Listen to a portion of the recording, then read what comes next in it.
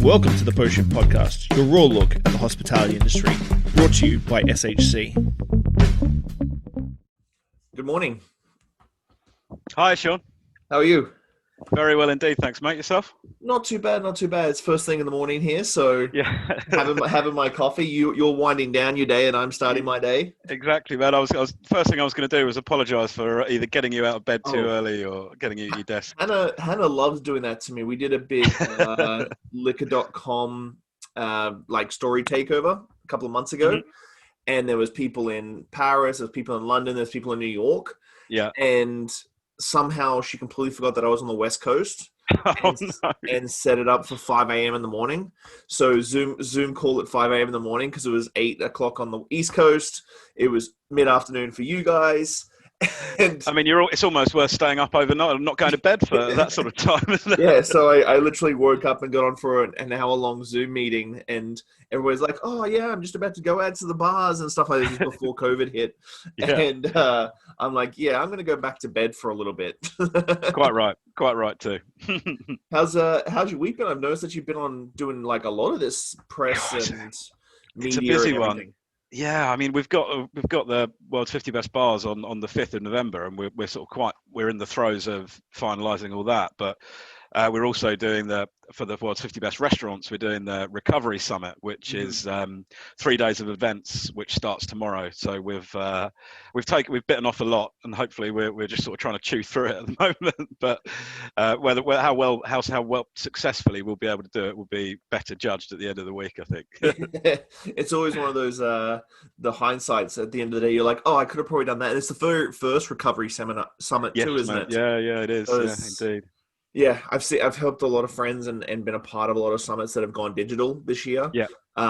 Which I'm nervous about for the future because I always love traveling around on junkets to go and speak in Berlin and do this. Yeah. And now it's like, we can save a lot of money and just have everything digital now.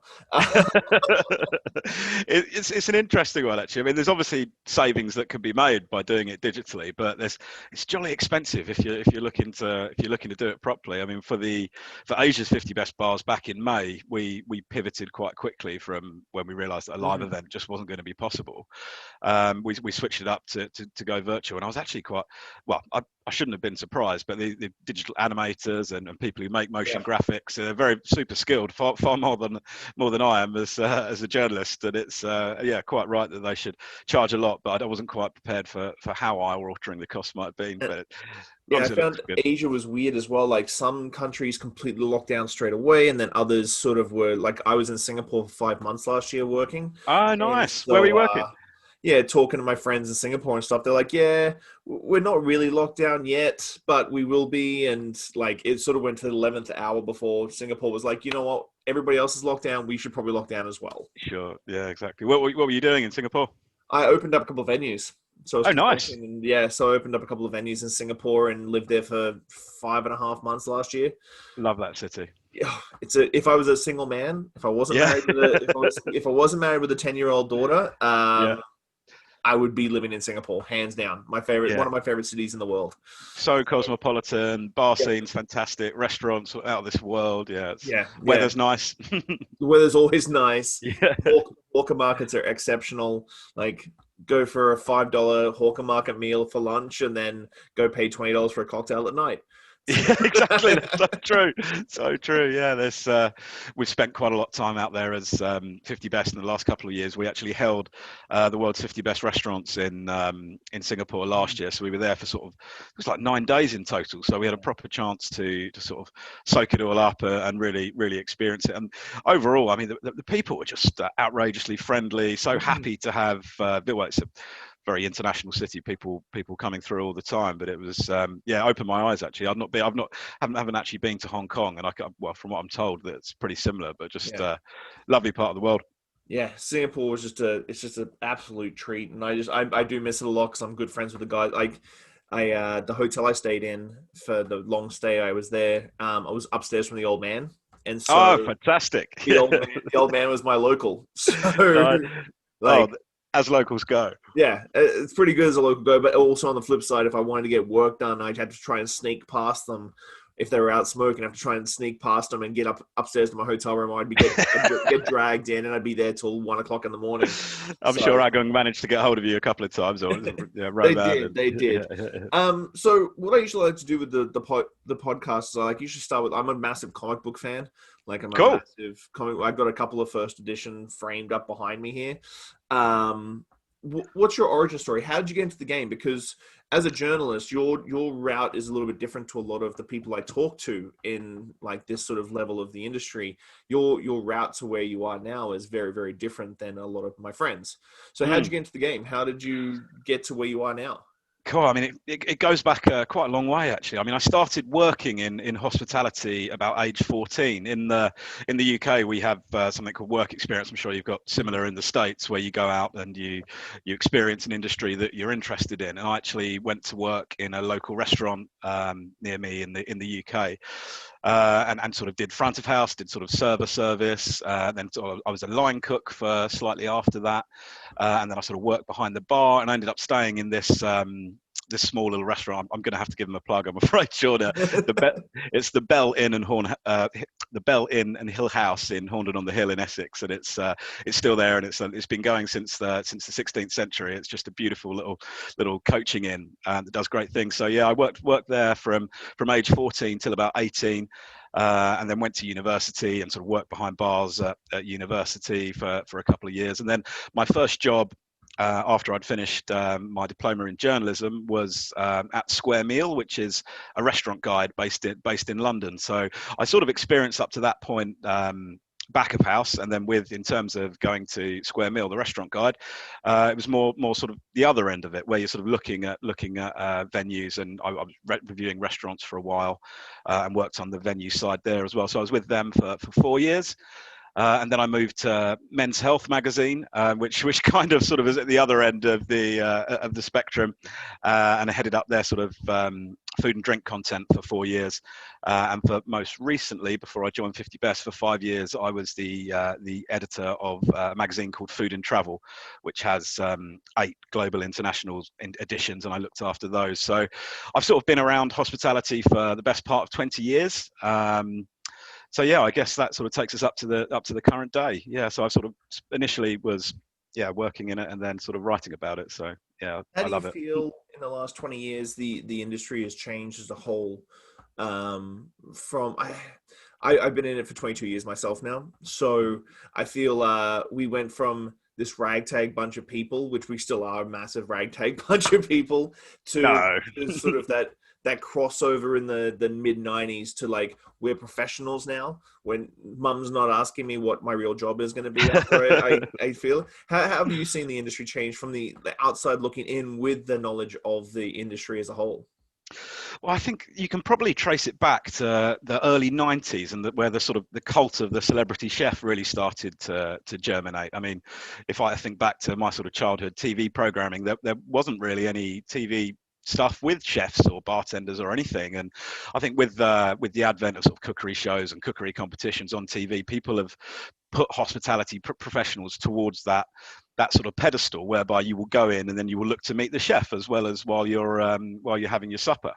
It's and I can see the same sort of trends happening with bars and bartenders now. I think people are certainly starting to recognise that bartending is an art. It's a real craft which takes tens of years to get right, and even then you're still perfecting your craft until your 50s and 60s. So I'd say more sort of media working in that kind of sphere has been one of the biggest changes, and I think certainly the number of high quality craft cocktail bars in the sort of major metropolises, such as in London, in New York, and all over the States, and areas like Singapore and all across Australia and Central Europe. There's more of a trend towards drinking less, maybe, but drinking more high quality. Mm-hmm.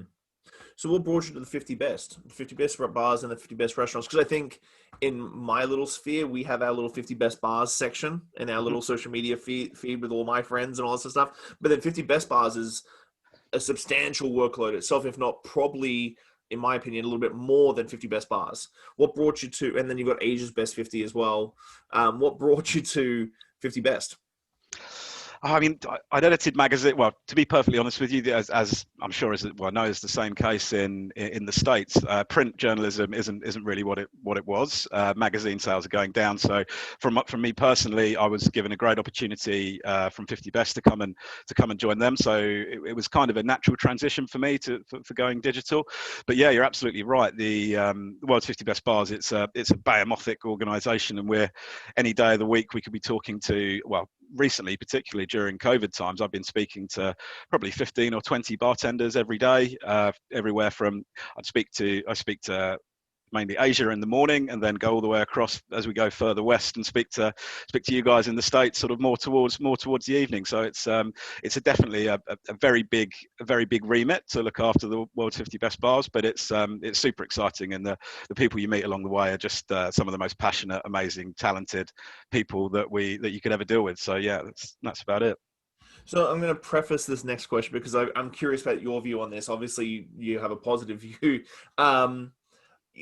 I'm sure you get it every single time through social media and whatnot, every time on awards, and not just you guys, Tales of the Cocktail, or pretty much any award ceremony that like names the best bar. You always get the people like, I don't need awards. It only looks after the big markets, blah, blah, blah, blah, blah. Usually get this, like, they don't look after small markets, so on and so forth. For me, in 2011, 2012, my little bar here, I'm in Canada, so I'm up on the West Coast on a little island in Canada. My little hotel bar in 2011, 2012 got top 4 best hotel bars at Tales. The first bar, I think still to this day for Tales, has ever got to a top 4 position. But my city is only 180,000 people. Mm-hmm. So that it like basically like set the fire to sort of create this amazing cocktail culture we have here in Victoria, on the island. What, like, obviously your view is positive, but how do you sort of mitigate these sort of issues? And I think that's going to lead into like our next thing. Like, how do you mitigate these issues of like big cities gain a lot of attention and all this sort of stuff? Yeah, I mean, the way we set up the academy at the world's 50 best bars, I mean, there are 540 industry experts who are constantly traveling the globe looking to make their 7 votes towards that particular year's judging. But I think you're absolutely right. Of course, the main sort of hubs and cosmopolitan hubs across the world are generally the places where our voters visit the most and have the most high profile. But I'd say that we do actually do a hell of a lot to highlight the smaller bars in smaller communities. I mean, you mentioned your local area has only got a very small population. A bar, Lost and Found in Nicosia, which is the capital of Cyprus. They've got a population of just over 100,000, and that bar regularly makes the list. We've also got in old San Juan in Puerto Rico, La Factoria. Regularly features on our list, and that's again a very relatively small city in comparison to the other ones on our list. But it really does have to be a great bar or a great venue to break into the list from these smaller sort of destinations. There's regularly bars in Bali which make it into the extended list, and we've also in Japan, where we're also seeing lots of bars come into the list. There's tiny little conurbation. Japan split into lots of different neighborhoods, and little bars all the time seem to spring up and come into the list. So yeah, while we do, while there are mainly bars from sort of the bigger cities and the bigger hubs and metropolises, there are plenty that manage to make it on from smaller areas too. Well, I think that's the biggest. We get a lot of that for Canada, because Canada is massive. Like, people really don't understand. Canada is huge. We have a low population for land mass.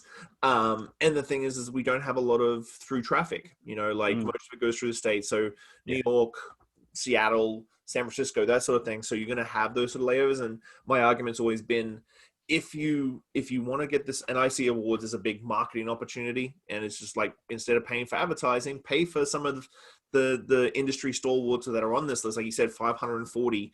That's really a lot of people you can choose from to come to your city, experience your city, like come and see your venue, come and enjoy the people that enjoy your venue, and it works out in the long run.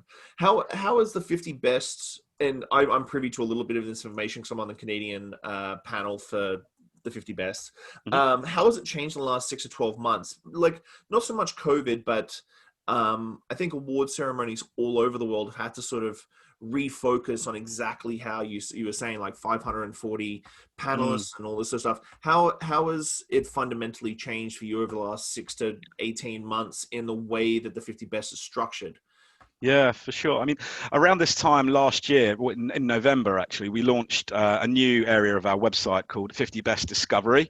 And this features over 600 bars, which haven't made the list, or might maybe not quite made the list, but then they actually get a moment in the sun on the 50 Best Discovery site. Now, all of those bars will have received at least a certain number of votes to make it onto that list. And we realised that we were kind of sitting on this huge mine of wonderful bars that hadn't actually managed to break into the list, but yet had received lots and lots of votes.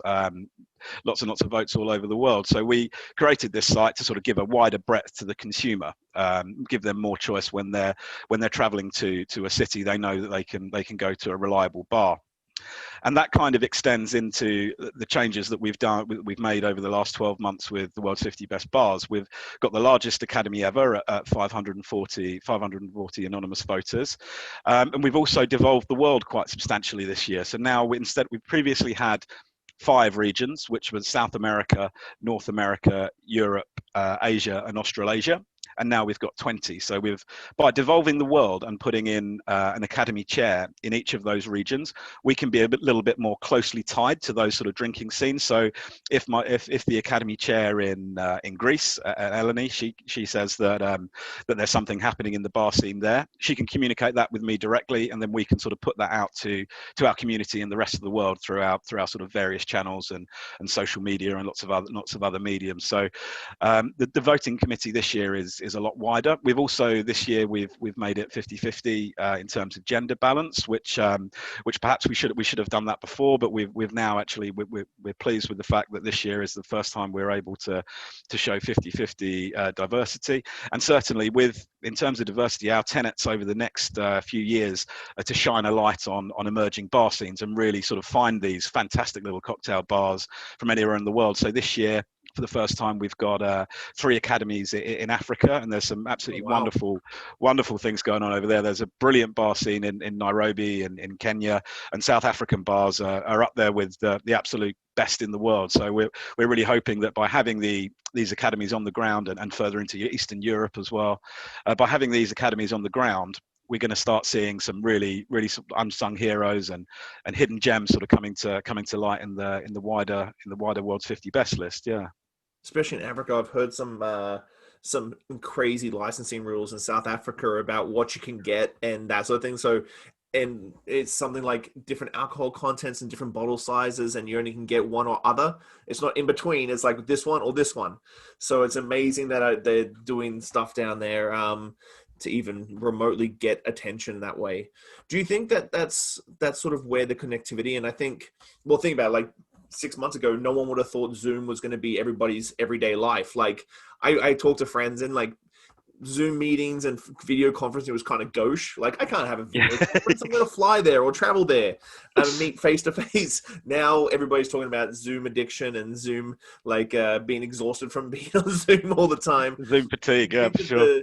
Do you think that the digital world has really changed that sort of spread of ability to plug into different regions and different areas?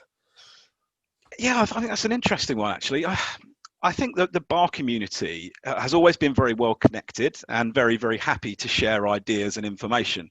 That's not the case in restaurants. Lots of big name chefs are very, very sort of secretive, maybe. Proprietary. Yeah, exactly. Yeah, very proprietary, like having quite a lot of rivalry. But I've never really seen that in the bar world, to be honest with you. It's always seemed very collaborative, lots of people sort of sharing ideas, best practices, and I think that's always been going on. But yeah, absolutely.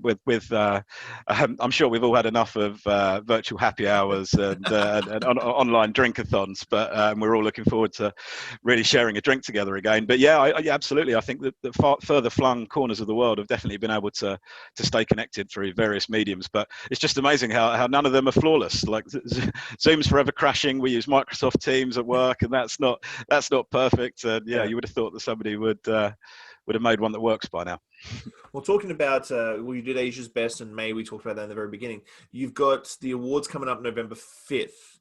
Um, that's all going to be digital. I talked to Hannah and Michael last night, yesterday afternoon before our call, and they were like, they were so upset that they wouldn't be able to go to the party and see friends and sit at tables and it does take away something, like, regardless of how digital and crazy and social media forward our world becomes, that people still look for. I love the Tales Spirited Awards Gala, because you sit at the table. I usually sit at the table with the Dead Rabbit Boys, and back in the day, Jack and I would do shot for shot based on who we were betting on to win.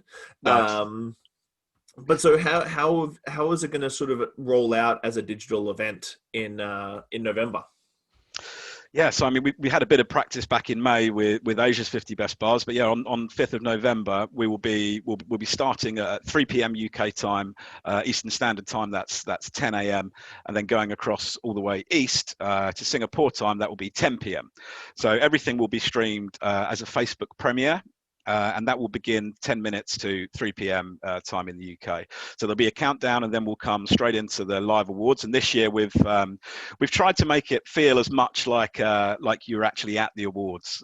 So we've tried to. I don't want to give too much away, but we're trying to capture the otherworldly spirit, and as well as what we usually do at the 50 Best Awards. And we've actually seen it as a bit of an opportunity this year. I mean, whereas previously the awards is for the top bartenders in the world, it's a bit of a closed shop, which is great, because when bartenders are away from the cameras and they're in a room of a party atmosphere for a night, they can enjoy themselves, which we absolutely love. But this year, going virtual gives us a whole new market who might not have previously been able to see that. Sure, they would have seen the results at the end, but now they can see the countdown and everything that actually goes into a 50 best event, albeit not in the flesh, but in the virtual world. But we're trying to make it as sort of interactive as we can. We're not going to keep anyone for too long. It's going to run for in the region of between 50 minutes and 55 minutes. So it's nice and snappy.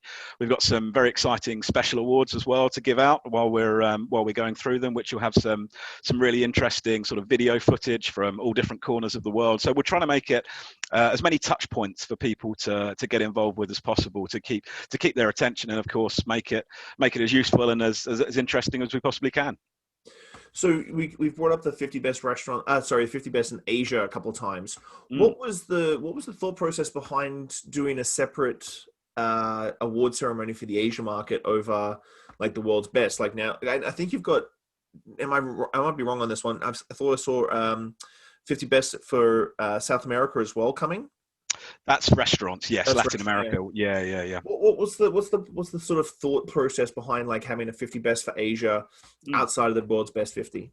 Yeah, so we launched Asia's 50 Best Bars in 2016, and it was basically the number of quality bars that were opening up all across the region, or that were coming to the world's attention, it just couldn't be ignored. And then they completely warranted its own award ceremony. And the reason why, the prime reason, was to shine the light on the amazing things that are going on there with the bar communities in Europe and the States and South America. And by giving Asia its own awards, it's its own celebration of brilliant bars and bartenders over there. And yeah, it's been taken up amazingly by the local punters in and across Asia. We get so many good bits of feedback from both bartenders and bar owners who have attended the awards, but also the people who are visiting awards visiting these bars in Asia. The consumers, they use our list, which is of course the reason why we create it. They make these bookings, and we hear from them all the time. I've just found this wonderful little speakeasy in downtown Hong Kong, or this backstreet whiskey bar in Ginza in Japan. So I think the consumer in Asia is very, very knowledgeable. They've got very, very sophisticated palates, and I think that just extends to quality craft cocktails as well. It just seemed like a natural progression, and one that we're really pleased with how well it's been accepted over there. Well, that leads into the brand new award this year, the Art of the Hospitality, right? Art of Hospitality is brand new, first time, and it went to an Australian bar, which I have to be proud of. It's been a long time since I've been home, but growing up in Australia and starting my career in Australia, being there for almost a decade before I came to Canada, I brag to friends, and I have a lot of friends back me on this one, that I think Australia's got one of the best cocktail cultures in the world for an island in the middle of the sea somewhere. What was the reasoning behind the art of hospitality? Because I think the art of hospitality is an interesting one, because when we think of awards, hospitality is always a puzzle piece, Mm-hmm. but it also includes the ambience, the cocktails, the people, the everything, the branding, so on and so forth. So the art of the hospitality sort of really distills it down to like a very specific point. What was the reasoning behind that this year? Yeah, so the main reason we launched the Mixers Art of Hospitality this year is because it just felt like the right time. I think hospitality it's I think, well, one of the bartenders that won this award this year, maybe Sammy was the winner in the Rocks in Sydney, and Martin Hudak, who's one of the co-founders there, he summed it up absolutely beautifully. He said, hospitality is the kind of thing that it's an emotion. And it's like love. It's there and it's tangible, but yet you can't touch it. And I thought that was a really, really nice and poetic way to sum it up. And I think particularly this year, and as we hopefully all come out of various stage of lockdowns all over the world, that guest confidence is going to define the guest experience. And I mean, if you allow a guest to feel very, very comfortable and relaxed in your venue with whatever restrictions you've got to put in place at the moment, they're going to go and tell their friends. And as we know in this industry, there's no better marketing than word of mouth. So we thought this was the right time to really celebrate the bars which are offering sort of flawless hospitality and curating this like remarkable guest experience that really does create memories, long lasting lifetime memories.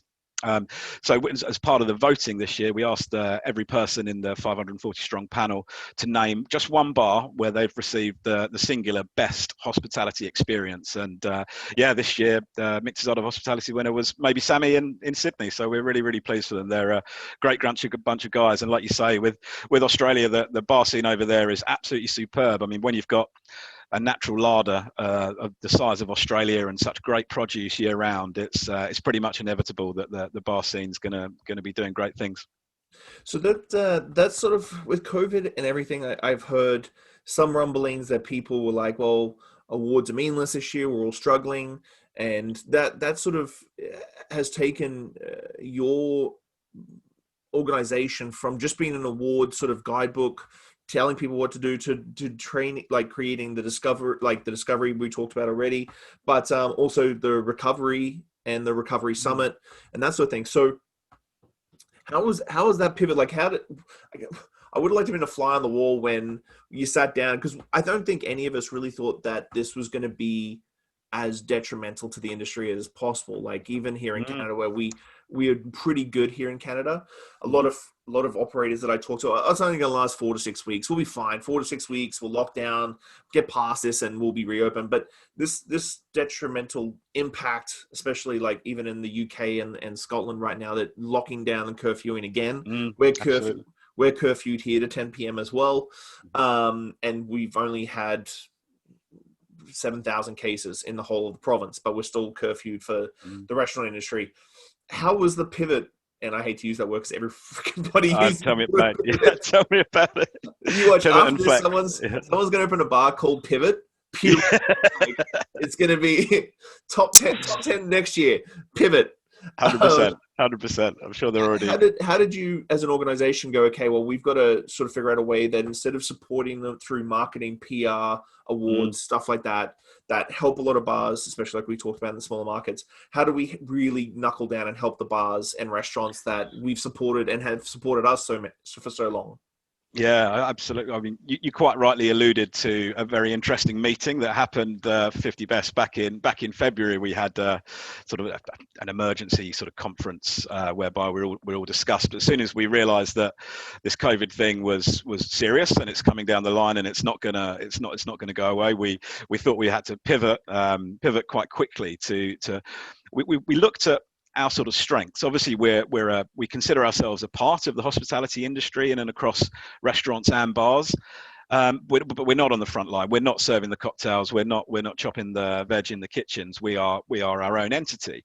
So we looked at our strengths and as to how we could best support all of these hospitality businesses, and we sort of came up with 3 key sort of pillars essentially of what we could do to do to help support the industry. So in the first instance, we realized that our network is probably one of the strongest in the world, both across restaurants and bars. So we started having conversations with the people in Asia, the hospitality venues in Asia, where they were struck hardest and with serious sort of ferocity early on, and tried to extrapolate those learnings from Asia hospitality owners and sort of share them with everyone going west across the rest of the world, as everyone else sort of fell in line with COVID restrictions. So we also created a 50 best recovery hub on our website, where we'd sort of share these stories that were going on from Asia and everywhere else in the world. And we'd also tried to help out the hospitality workers on the ground as much as we could, sharing ideas of where their local sort of government would be able to provide grants and sort of funding assistance, so they could go directly to there, and also sort of opened up some channels of best practice on how do the bars in Taiwan, how are they approaching it, how are they approaching reopening, and then sort of shared those with bartenders and hospitality owners across the west of the world. So the actual network was the first sort of pillar, and then the second one, which is arguably the most important, is these people need money. These businesses need direct, cold, hard cash. They don't need it next year. They need it as soon as possible, and they need it in their pocket to try and start paying the bills and paying the wages of the people who just haven't had the facility to work. So we did two key things in terms of the actual fundraising. We pivoted again to create a e-cookbook, our first, which we called Home Comforts. Simple lockdown recipes from the world's best chefs and bartenders. So we went to 50 of the world's best chefs and 50 of the world's best bartenders, and created a pairing menu of sorts of one dish from a 50 best chef with a cocktail from a 50 best bartender. So we sold that at a pretty arbitrary price of $10, and that sold a good number of copies, so that all the money from that raise went straight into our pot, which we eventually will have done distributed to bars all over the world. But the real money spinner was our 50 best bid for recovery auction, whereby we asked all of our partners to sort of come up with experiences, once in a lifetime experiences that really define their brands. And we are absolutely taken aback with the support of the partners and the really sort of initiative-driven ideas that they came up with. We had Michter's came. Well, they gave a full barrel bottling of a whiskey for their first time, which raised in excess of $120,000, which broke the world record for any amount of bourbon ever sold. So that was just amazing, and that the money sort of contributed. That was the biggest contributor into the fund.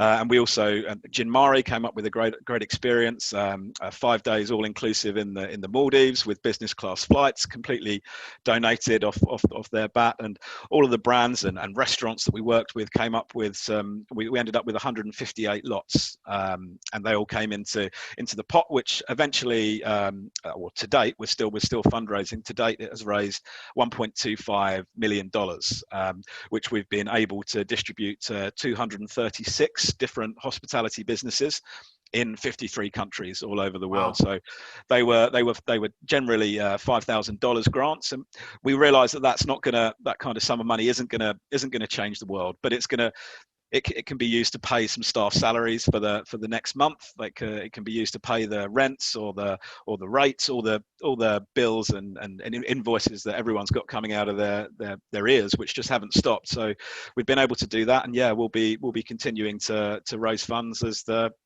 months go on. So with 50 Best being very driven on visits and traveling and that sort of thing, what's the sort of plan for this time next year when, because I've been a part of different awards ceremony, award judging over the years, and the rules are definitely like shrunk and tightened and boxed up a lot more focused. Like you have to have visited the bar in the last 12 months to 18 months, so on and so forth. How do you see this changing for you guys, or do you have a plan for this time next year when we're sitting down with 540 people and no one has traveled for 18 months? Absolutely, yeah. I mean, we're still at we're having lots of conversations with it internally and with sort of experts all over the world. But because the situation with COVID, it's still a long way from being over. We don't want to sort of tie our colours to any sort of mast just yet. But I mean, what we've done in the States this year, for example, usually each voter receives 7 votes. 4 of them can come from their home territory, and 3 of them always had to come internationally. So we changed it this year for our voters in North America, whereby they 4 votes could come from their home state, but the 3, instead of being international, they can come from just outside their state. So maybe that's an option that we might explore. So with the local judges, they would only have to vote for neighbouring territories.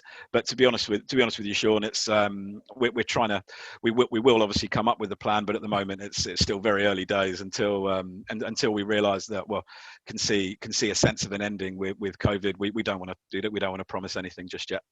With that being said, the recovery summit that you're sort of planning for restaurants and bars, what's obviously the main focus? I think it's very difficult to have a traditional summit where we're talking about food preparation and this sort of thing when we really should be broaching break-even points in your financials and training up your staff and so on and so forth. The focus of the summit, when is the summit going to be? 13th of October, so Okay. Tomorrow, yeah. So or today, I'm not sure when you're publishing. Tomorrow for me. So it starts tomorrow, and it's focused at hospitality businesses all over the world, but it's focusing mainly this time for restaurants and looking at how restaurant operators can sort of operate in this climate, and it's split into across 3 days. 3 days. So tomorrow we've got Food Meets Hope by San Pellegrino, where we've got a collection of the world's best chefs, looking at how they're sort of sharing best practices, and then how they're going to look to evolve and adapt and create a more sustainable future for hospitality. And then we have on Wednesday, we've got 50 Best Talks, which is going to be a really frank discussion again from some of the best restaurateurs and thinkers in the restaurant industry, and some great food critics involved in that as well. So that's going to be a lively debate about the future of food, and again how we can, whatever the new normal is going to be, it shouldn't be the same as what we've had in the past. So it's going to be very, very frank discussion as to how these businesses and these business owners are setting the agenda for the future, and what they're going to do sort of going forward. And then we finish with on Thursday with New Horizons, which is going to be a complete look to the future. And we've got a couple of guest speakers again coming on board with that, about how restaurant scenes and the bar scene is going to look in 2021 and beyond. So that's going to be wrapped up across the next 3 days, and we've got some great masterclasses from some of the world's top bartenders. We've got Giorgio Bargiani from Connaught Bar in London. He's creating some cocktails for us. We've got Andrea Gualdi from Maybe Sammy. He's doing us a really nice cocktail with Flor de Caña. And we've also got Christian Horjaik from Galaxy Bar in Dubai. So even though it's going to be very, very serious discussion, we're also trying to put in a bit of lighter entertainment and make it useful for the viewer to stick around as much as we can and hopefully learn a few things. This has been something I've been saying since the very beginning of the pandemic. Do you think this is an opportunity for us as an industry to show our vulnerabilities? I think with some really well-known bars and restaurants that have been around for 10, 15, 20, I've seen some 98-year-old restaurants and bars shutting down. There's only so much brand equity that can take you to like get through this. And for me, I've been saying since the very beginning is that we should be showing our vulnerable side, especially to the general public, because we work on such small margins. You can literally have the worst day possible with your accountant, or staff calls in sick, or the dishwasher breaks down. But then as soon as the service starts, you're going to be all smiles and put on this almost faux on stage sort of mentality that we all talk about. But when we talk about talking about our vulnerabilities, it's sort of like a taboo. It's sort of like we can't really show the general public. Like, I'm sure you as a critic and being plugged into the industry, you go to an amazing restaurant, and then you have a few drinks with the owner afterwards, and he'll start just being a little bit more sullen and like telling you the real truth of how things are going. Do you think this is an opportunity for the industry to really show, and like you said, like what was old and what was the existing culture cannot exist anymore. Like we have to figure out a way to evolve and get past this. Do you think it's an opportunity for the industry to really show vulnerability and become better? Yeah, absolutely. I'd agree that it certainly is. I think there's never going to be more consumer sympathy than there is at the moment. And now's the time where, look, the regular at your bar, he or she may well have lost their job recently, so they're going to be in a similar position to the bar owners when they're looking at the bottom line and realizing that they're only going to, well, in New York, for example, they're only going to have 25% capacity. So I mean, for some sort of small venues, that sometimes that can mean as few as 4 people in the bar. I mean, while some positive people might see that as a real opportunity to hunker down and focus on the service for those 4 guests across the course of an evening, that's not gonna make a profitable business, or even a business that can get anywhere near breaking even, one would presume. So yeah, I think it's now is absolutely the time to show the vulnerability, and I think bars are already doing that. I mean, certainly in the UK, where I sort of have got the most knowledge and experience, we're in a period of 10 p.m. curfews for bars and restaurants. I think that's likely to change. There's an announcement from our illustrious Prime Minister going on at the moment. So I'm expecting more bad news when we come through from that. But look, in terms of the UK, only 3% of COVID transmission is proven to be in the hospitality space, and that's from the government's own figures. And in terms of the vulnerability, so many owners have come out saying, look, we can't go on like this. If you carry on imposing these stringent regulations, we're going to have to close. We've done everything in our power and everything that you've asked us to do to comply with the ever-changing advice and scientific advice. And look, what more do you want? We're on our knees, but now we're even lower than being on our knees. So I think that for an industry that's very proud, and like you say, the people, you put your game face on, you put on this faux exterior when you start mixing drinks. I think now's the time where sympathy on both sides is higher than it's ever been, and people just need to sort of embrace each other, and treat these hospitality businesses with the respect that they deserve. Because if people don't make these bookings and reservations, they're not going to be there this time next year. Mm-hmm.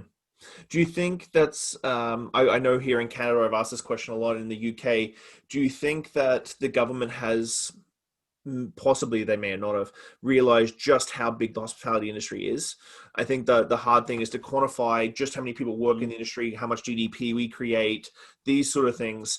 Is because we've got like that university student who works once every 2 weeks as a dishwasher in a restaurant. He technically is an employee, but not in the same sense as an oil worker or a primary industry worker. Do you think the government is starting to realize just how big, because hospitality is connected to tourism, it's connected to transport, to cruise ships, to airlines, to all these different things. And I feel like we've always been on the outer of the tourism ecosystem, and now we're in the middle, where we're getting hurt from every single bit of tourism and everything. Do you think the government's realizing it in your area of neck of the woods? I think, well, if they didn't realize it before, they certainly are. They certainly are right now. I mean, it's like you say, and like you suggest, there's so many jobs which feed into the ecosystem, which is the hospitality industry.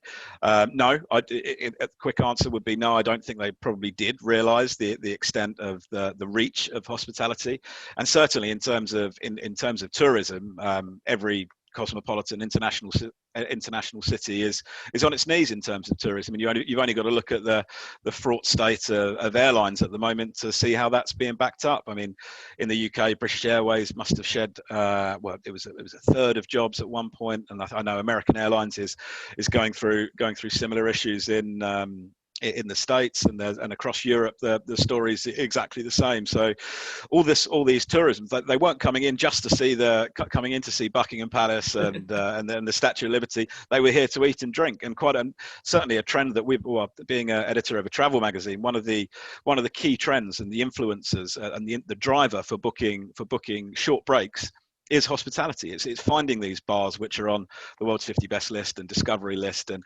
restaurants which you've seen recommended in guides and what have you. They're now the driver of actually attending an international city, much more so than the museums or the cultural expedition that might previously have been the key factor. So what's the plan for 2021? Is there obviously you've got to start rolling out some stuff. You've got 50 best Asia in that like April May sort of thing. What's the big plans that you can let me be privy to for 2021? Again, they're not quite firmed up enough to actually start talking about them. I'd hate to give the wrong information. So we do have plans, and it probably will be based around a more localized system. But at the moment, we will certainly be. We usually do the voting for Asia's 50 best bars in around the November time, but we certainly won't be doing it that early this year. We'll certainly Isn't it insane that we plan and plan and plan, and we sometimes plan 6 to 12 months in the future. Yeah. And now we only can plan like 4 to 6 weeks tops because you just don't know what's going to come down the pipeline. Yeah. And especially for an organization like for me, it's difficult, and I'm only a one-man show. Like for an organization like yours to say like, this is sort of the plan, but if this changes, this changes, this changes, this changes, that's not going to work anymore. Absolutely. I mean, we've got one of the most highly organized operational departments that I've ever worked with, and they will generally be looking sort of 24 months into the future, maybe even 36 in certain cases, and that they'll be booking venues, they'll be sourcing suppliers, they'll be getting providers on the ground in place for events 2 years. So it's giving them a headache, and it's certainly giving us a headache in terms of what is our relevance, like how do we stay of use to the community in the next sort of 1 year, 2 year, 3 years. So we've got, it's really tough not being able to plan, and there's no real, and like you say, there's no real answer to it. You can only really plan you can only really see what's in front of your face, and 6 weeks might even be a bit ambitious at the moment. So yeah, we're sort of taking it and waiting and seeing as much as we can, and just trying to remain positive and create as many positive news stories as we can. And whenever we find them, we try and talk about them. You just got a room full of twitchy people going, "Come on, Mark, let me plan longer than 6 weeks. Come on, man." Oh God, yeah. There's been some very interesting meetings for people whose jobs it is to plan and create critical paths of events 3 years down the line, to know that, or not to know, that whether or not we'll be traveling to Singapore for Asia's 50 best bars in May, and not being able to start making those plans, it's caused a bit of anxiety, yeah, for sure. Yeah, I did last year. I did 50 best bars at Old Man. So we literally sat there at Old Man till late and watched the live stream. Nice. And just sat there and just hung out. Like, again, I was very, very spoiled that Old Man Singapore was my local while I was in Singapore. But let's finish off. I don't want to keep you too much longer, but let's finish off with a couple of things. What's been your favorite restaurant experience? I know this one's going to be hard to knuckle down, but is there one that just stands out that you're just like, this is, for me, the epitome of what the culture is right now? A restaurant experience? Restaurant or bar? Yeah. Well, that's really, really tough. I think to say a bar experience, it was Connaught Bar in London only recently reopened after COVID. They had a lot of checks and balances to put in place, and on the night of its reopening, I went in there for a martini on my own and sat there in complete silence with the music of the bar that was going on anyway. But yeah, to know that it had reopened and I could go in for a perfectly made martini again, that was probably the highlight of post-COVID. But good restaurants experiences are few and far between, to be honest. I managed to escape to Puglia in southern Italy a couple of weeks ago, actually, just before it went onto the quarantine list for the UK. And my partner, my girlfriend, and I, and the two of our friends, we sat in a sun-dappled terrace, eating like very, very modest, basic sort of pugliese cuisine, and we were like, yeah, this is why we need to start traveling again. It's just it's those kind of simple experiences that really do make you realize how important the hospitality industry is. I feel like you probably, because bar experiences are a difficult one because you can do so many in a night. My wife, I'm sure you're the same when you travel. You may only have 24, 48 hours in some cities. Yeah. And you're like, okay, so I've got to do 8 bars, 10 bars in the next 48 hours. Mm-hmm. 1 drink, 1 bite to eat, next bar, you walk it if you can. I have certain rules for my bar crawls, which seems really weird, but I have very specific rules. And my wife will text me like, dude, you've done 5 bars in 7 hours. I'm like, yeah, I've got 24 hours here. I've got to. Rules is rules. Rules is rules. If it's under half an hour walk, you walk it. If it's over half an hour, you drive it. Unless you're in Bangkok, because that all rules go out the window because you got to spend hours in the cab to get 20 minutes down the street. But I really want to thank you for your time. I really appreciate it. I think it opens up a lot of people's ears, because I think we tend to get a lot of behind the curtain doesn't get seen behind with a lot of the awards ceremonies. And I think transparency obviously is becoming more and more prevalent in our industry, which it has too. So I think making the moves and continuing to push the industry to be a better place, and awards aren't everybody's buddy and just voting for each other's mates, that's the way it kind of was 10 years ago. You know, it was very unregimented and no rules, and sort of everybody just sort of 10 people voted for their friends and away you went. So I appreciate your time, and thank you for sort of peeking us behind the curtain of World's Best 50. No, thank you very much for having me on, Shawn. It's been a real pleasure, and we'll have to talk offline about those bar crawl rules. I'd be interested to hear them. Done. Well, I'll chat to you really soon, Mark. Thank you. Thanks, Shawn. Cheers, mate. Bye-bye. Thanks for listening, Pose Shifters. Well, I hope you enjoyed that episode. I really enjoy sitting down with friends and peers and just chatting about the industry and getting down to the nuts and bolts of what's really going on out there. Make sure you like, subscribe, comment, everything on all the platforms. Just hit it up and I'll do my best to answer any queries or questions you have. I'll see you next week, guys. Bye.